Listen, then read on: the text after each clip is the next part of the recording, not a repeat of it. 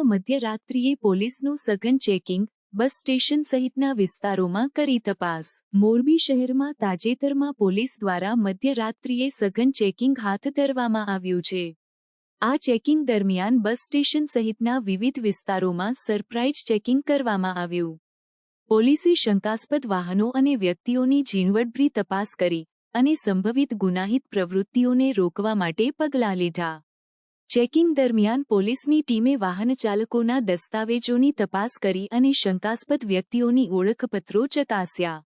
આ ઉપરાંત જાહેર સ્થળોએ લોકોના સમૂહો પર નજર રાખવામાં આવી અને કોઈપણ અનિયમિત પ્રવૃત્તિઓ સામે તાત્કાલિક કાર્યવાહી કરવામાં આવી। મોરબી પોલીસના અધિકારીઓએ જણાવ્યું કે આ પ્રકારની ચેકિંગ કામગીરી શહેરમાં કાયદો અને વ્યવસ્થાની સ્થિતિને મજબૂત બનાવવાનો હેતુ ધરાવે છે। તેમણે નાગરિકોને અપીલ કરી છે કે તેઓ પોલીસને સહકાર આપે અને કોઈપણ શંકાસ્પદ પ્રવૃત્તિની જાણ તાત્કાલિક કરે। આ ચેકિંગ અભિયાનના પરિણામે શહેરમાં શાંતિ અને સુરક્ષા જાળવવામાં મદદ મળી છે।